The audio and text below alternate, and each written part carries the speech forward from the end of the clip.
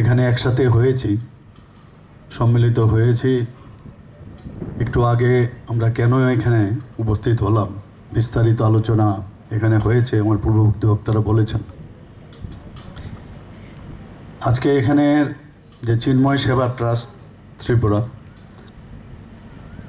তাদের উদ্যোগে এখানে যে চিন্ময় লাহিড়ী মা সুন্দরায়া চিন্ময়ী মন্দির মোহনপুরে তার যে প্রতিষ্ঠাতা এবং কুম্ভ বিশ্ব ক্যাম্প সিরোমনি, সেই উপলক্ষে আমাদের মাঝে উপস্থিত রয়েছেন মঞ্চে, যাকে আমরা শুধু আমরা না সারা পৃথিবী জানে এমন একজন ব্যক্তি আজকে আমাদের মধ্যে রয়েছেন।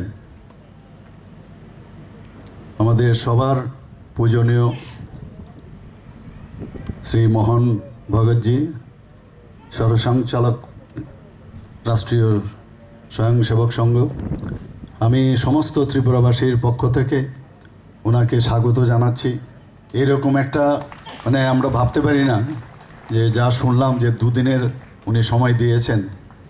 স্বামীজি যখন ওনাকে ইনভাইট করলেন, তো ওনার সান্নিধ্যে আমরা আসতে পেরে, আমরা শুধু আমি না, এখানে যারা উপস্থিত আছেন মঞ্চে এবং মঞ্চের নিচে সবাই দে আর ভেরি হ্যাপি, এতটুকু আমি বলতে পারি। এখানে উপস্থিত আছেন আমাদের ত্রিপুরা সরকারের মাননীয় honourable governor of Tripura Shri Indrasena Reddy Nalluji. এখানে উপস্থিত আমাদেরই ত্রিপুরার, যাকে আমরা বলতে পারি যে অ্যাম্বাসেডার অফ ত্রিপুরা বলা যায়।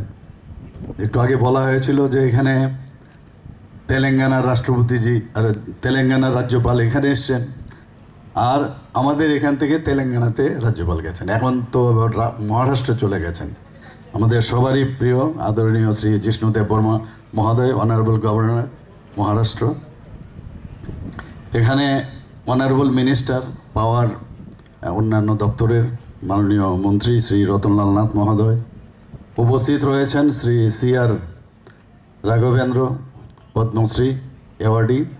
এখানে উপস্থিত রয়েছেন স্বামী মিত্রানন্দজি, আচার্য চিন্ময় মিশন চেন্নাই, স্বামী বিজ্ঞানন্দ, বিশ্ব হিন্দু পরিষদ, এবং যিনি একটু আগে এত সুন্দরভাবে আমাদের সামনে বক্তব্য রাখলেন আমাদের রাজমাতা শ্রীমতী বিভকুমারী দেবী।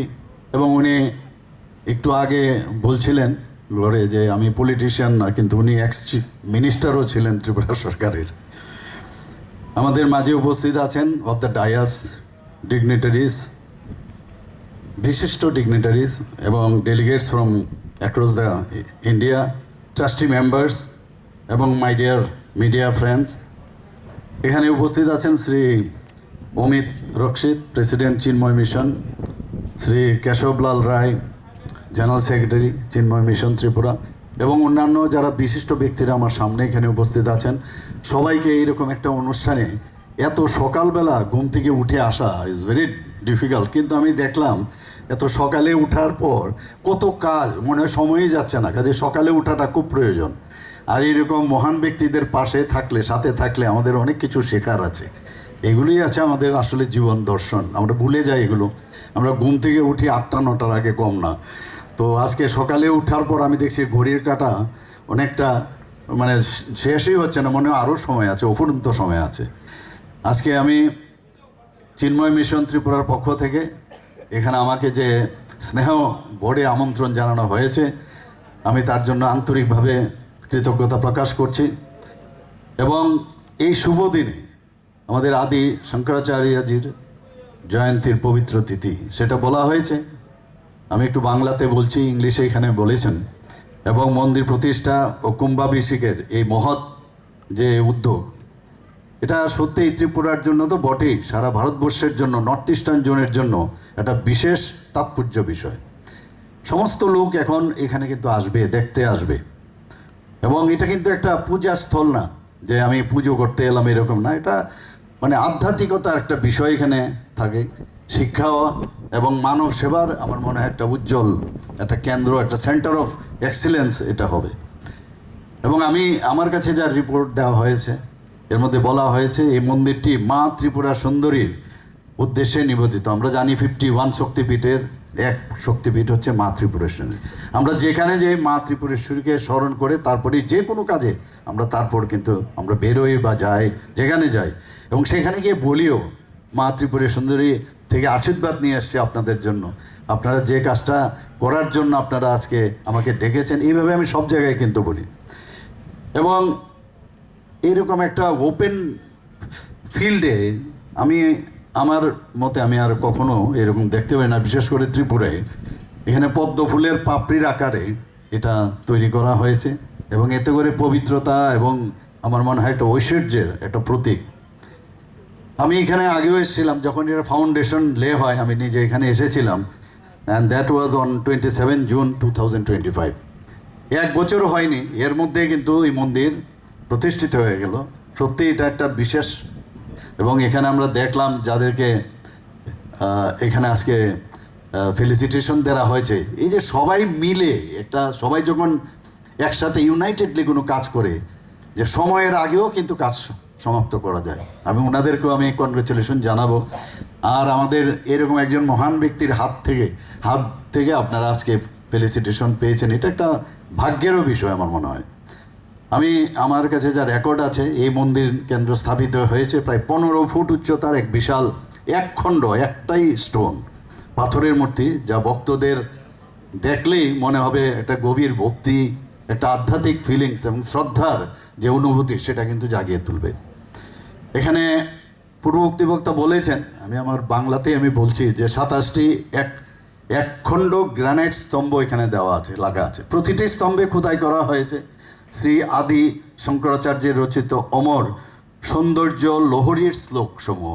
কাজে এগুলো আমরা পড়তে পারি, আমরা যখনই আসবো এগুলো কিন্তু সময় নিয়ে, আমার মনে হয় এক একটা পাথরে আসলাম ঘুরে চলে গেলাম এরকম না, কারণ বহু জ্ঞানের শেষ নেই। জ্ঞান যত বেশি বৃদ্ধি হবে তত বেশি মানুষ সমৃদ্ধ হবে। তো এগুলো সব মানুষেরই পড়া উচিত, সময় নিয়ে আসা উচিত। আমিও আসবো, আপনারা সবাই আসবেন। এবং শুধু তাই নয়, এই প্রতিটি স্তম্ভে যোগ পুরুষ গুরুদেব স্বামী চিন্ময়ানন্দ সরস্বতীর যে 108টি নাম এবং তার অনুপ্রেরণামূলক যে বাণী, ইন্সপিরেশন। আমরা সবসময় ইন্সপায়ার্ড যতক্ষণ ধরে না হই কোনো জিনিস কাজ করা যায় না। তো এভরিবডি শুড বি ইন্সপায়ার্ড। এবং এই বাণীগুলো যখন আমরা পড়ব, তখন কিন্তু আমাদের মধ্যে যখন ডেভিয়েট হয় আমাদের মাইন্ডসেট, সেটার থেকে আমরা ঠিক জায়গায় কিন্তু আমরা চলে আসবো। That I feel. এই স্তম্ভগুলোতে আরও চিত্রিত রয়েছে নক্ষত্রসমূহ, যা এই বিষয়ে কথা হয়েছে, যা প্রত্যেক সাধককে নিজের জন্ম নক্ষত্র ও মহাজাগতিক সংযোগ সম্পর্কে ভাবতে উদ্বুদ্ধ করবে।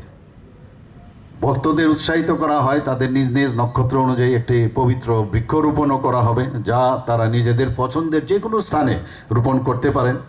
এবং এই যে রোপণ, যে পের রোপণ করা, তার মধ্যে সৌন্দর্য চিন্ময়ীর উদ্দেশ্যে এক জীবন্ত নিবেদন হিসাবে বিবেচিত হবে।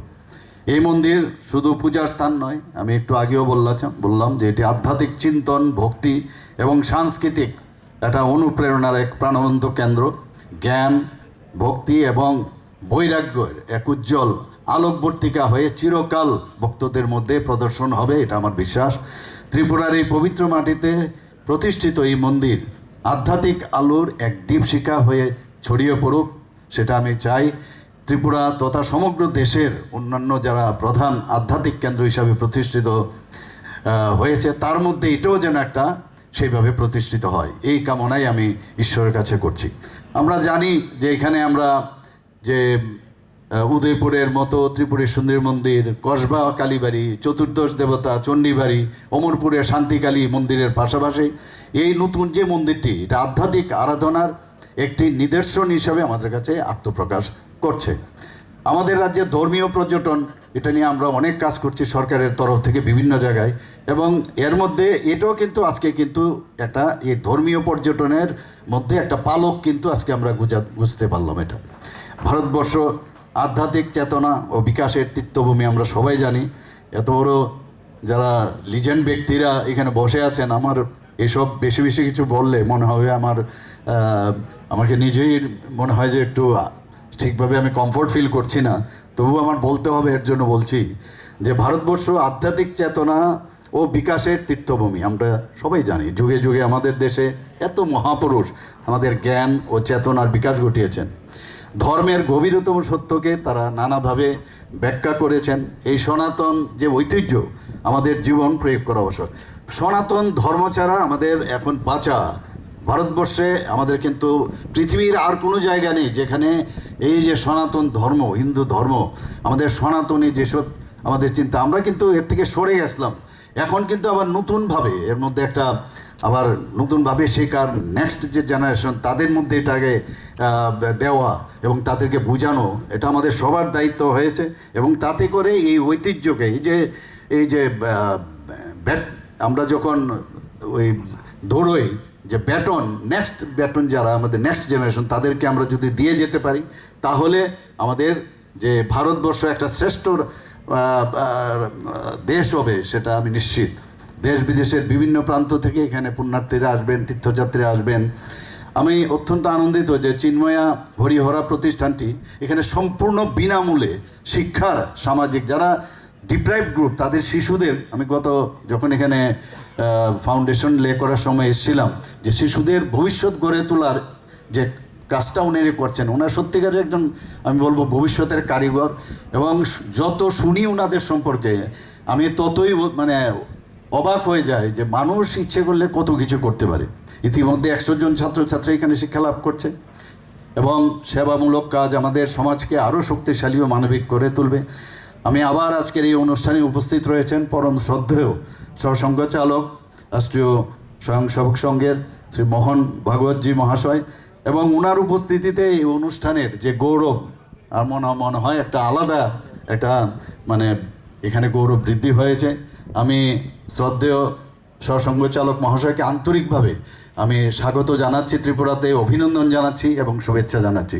চিন্ময় মিশনের এই উদ্যোগ এটা কিন্তু প্রমাণ করে যে আধ্যাত্মিকতা এবং সমাজসেবা একসাথে চলতে পারে, চলা উচিত। আমি মনে করি, আমি আশা করি এই মন্দির ও শিক্ষা প্রতিষ্ঠান আগামী দিনেও আরও বহু মানুষের এর থেকে শিক্ষা নেওয়া যায়, যে আমরাও করতে পারি, অন্যরাও কিন্তু এর থেকে ইন্সপায়ার্ড হয়ে অন্য কিছু করার চেষ্টা করবে, মানুষের জন্য কিছু করা। We are born for others, we are not for us.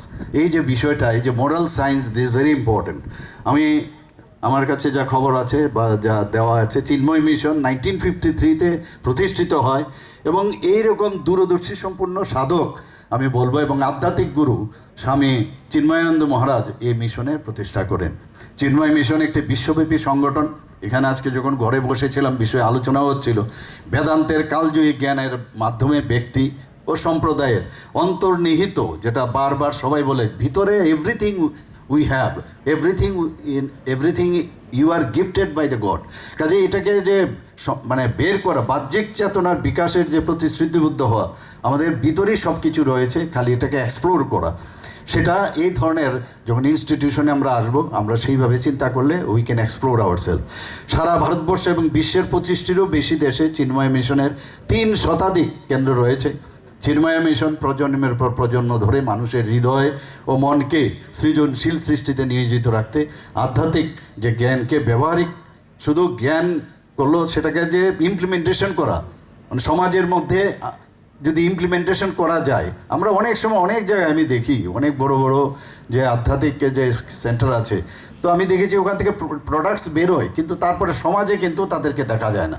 তো এই ধরনের যে সেন্টার আছে সেখান থেকে বেরিয়ে মানুষের জন্য কাজ করবে, সমাজের জন্য কাজ করবে।